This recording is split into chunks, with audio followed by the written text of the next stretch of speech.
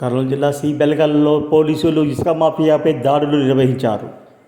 తుంగభద్ర నది నుంచి అక్రమంగా ఇసుక రవాణా చేస్తున్న 2 ట్రాక్టర్లు సీజ్ చేశారు.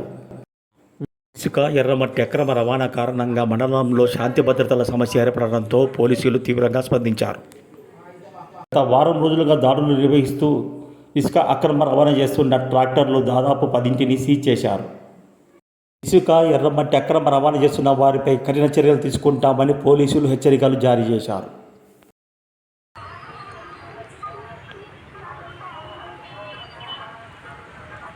దూరం ఉండు.